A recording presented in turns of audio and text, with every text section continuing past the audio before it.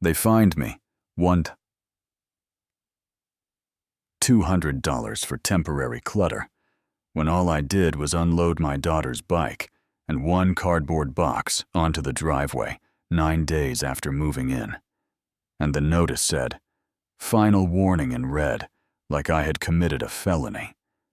That afternoon, my little girl Leia pressed her hands against the locked gate at the community pool and whispered residence in good standing only like it was a sentence.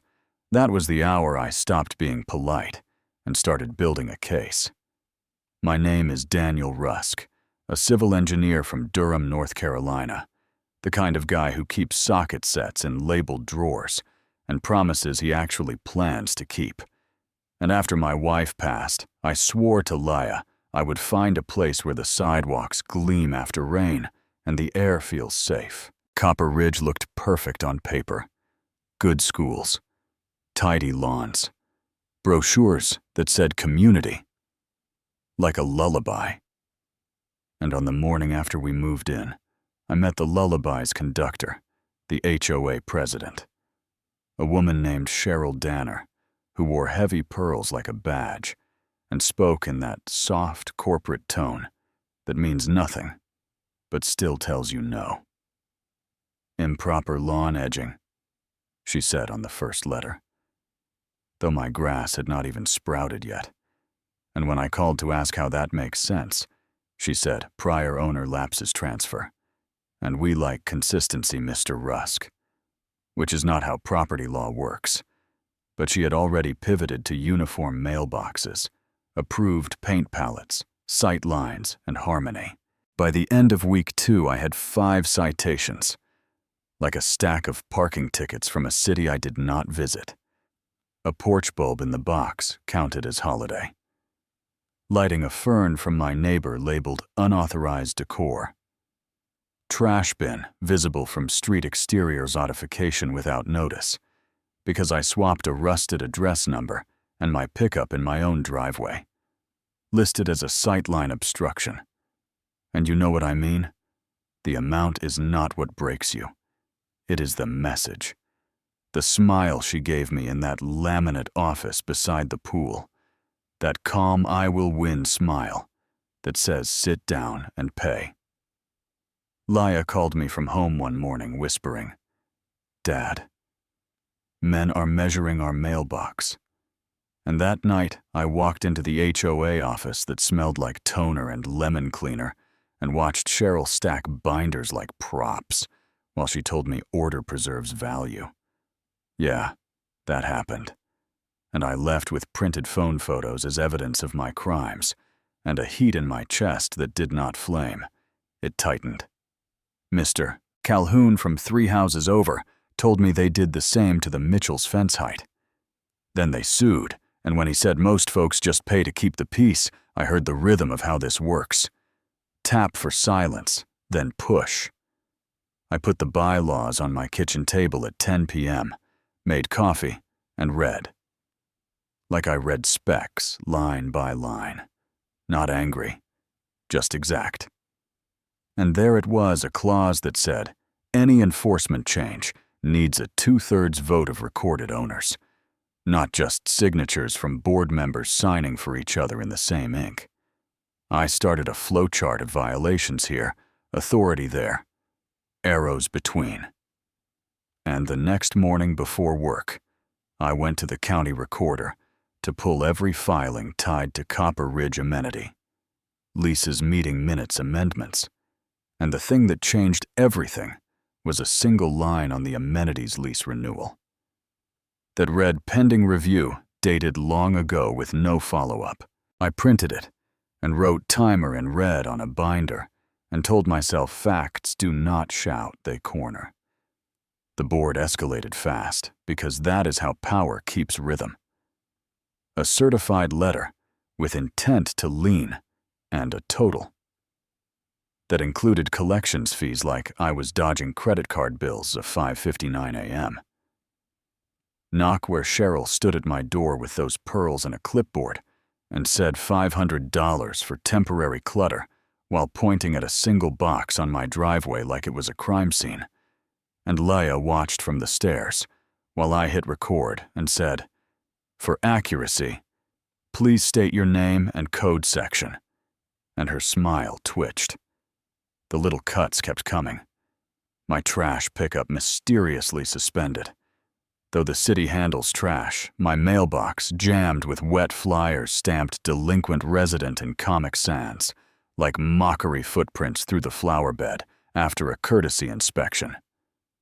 And one night, my doorbell camera caught Cheryl with a flashlight, taking pictures of my porch at 11:42 p.m., and I stayed behind the blinds with my dog asleep and my heart steady because Leia was upstairs, and fear tries to make you move first. I sent the footage to Officer Ruiz at the sheriff's office, a calm voice that said, "We will document, and you did the right thing staying inside." And I cannot tell you how much a sentence like that matters when someone has been taking little slices off your dignity for weeks. The coalition started quiet. A civil attorney named Samir from 3 blocks over approached me after an open board meeting, where I asked one question into the mic on what date did the community record a 2/3 owner vote, approving the 2020 amendments you are using to fine me. And Cheryl said, "Not germane." And I said, "It is central if none of this is lawful." And Samir said they got him on a mailbox appeal that vanished, and we slid papers over diner coffee and traded case law like baseball cards. A week later, Marisol, a compliance pro from Raleigh, passed me a flash drive with an insurer memo noting governance irregularities, reserve funds, possibly co-mingled with operating. And if you have ever looked at a system long enough, you know when the bolts are loose, and these bolts were rattling. I did not send threats. I sent a plain English letter to every homeowner with 3 facts and references. The amenities lease lapsed and was not recorded as renewed. The enforcement amendments were never ratified by a 2/3 owner vote, and the bank records in their own minutes show reserve funds blended, where the statute says they should be separate, and within 48 hours, the neighborhood app turned into a courtroom lobby. People posted their fines, their shame, their copies of neon stickers, and Pinterest credit.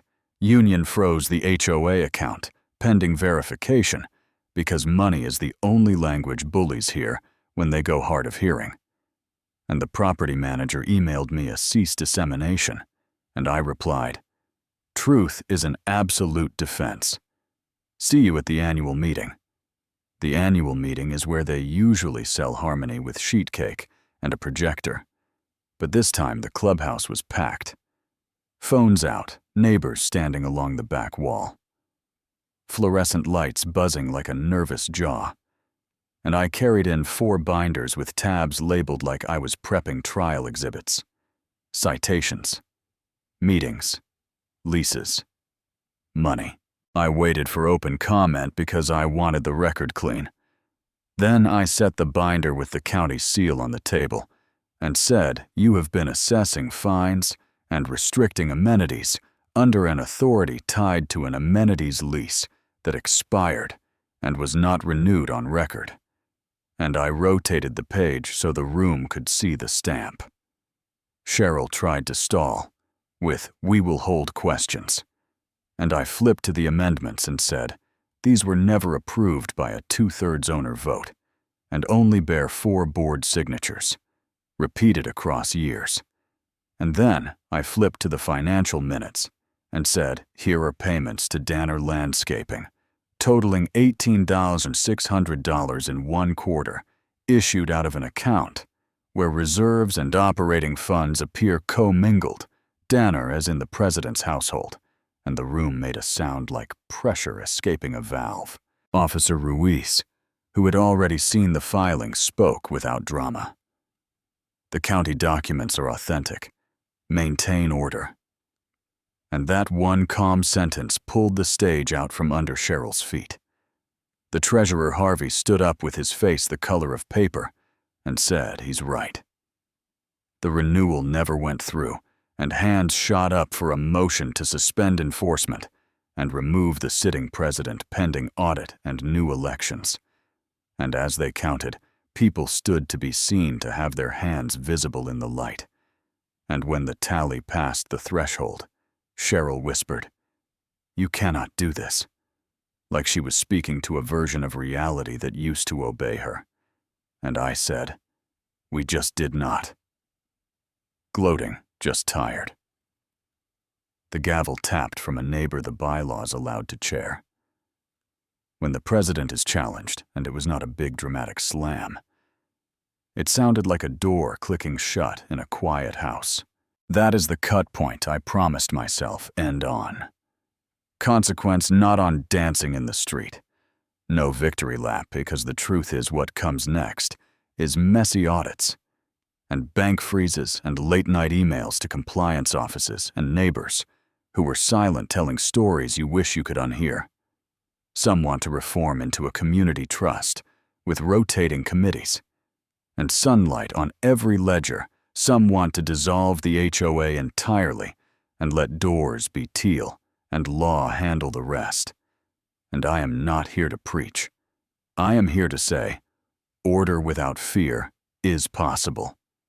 If people show up with paper and patience and the kind of stubborn that does not shout, it corners. If you have ever paid a fine to keep the peace and still felt smaller afterward, you know what I mean. And if your cul-de-sac is quiet but not safe, start a binder record knocks. Ask questions in open session, never in hallways, and never give them the scene they want. Give them the record they cannot survive. Tell me in the comments where you draw the line. Should an HOA be able to police lives in the name of property values? Or is that fear in khakis? Should there be term limits and bank audits? Or should we scrap the model? Did removing Cheryl serve justice, or should the system that let her operate under expired authority be the thing that pays the price? Like the video, if you want these stories to find the quiet fighters, subscribe. If you want more leverage, the next time a neon sticker shows up on your door, and share this with a neighbor who thinks they are alone. What does justice look like on your street? And do you believe order without fear can actually live where you live?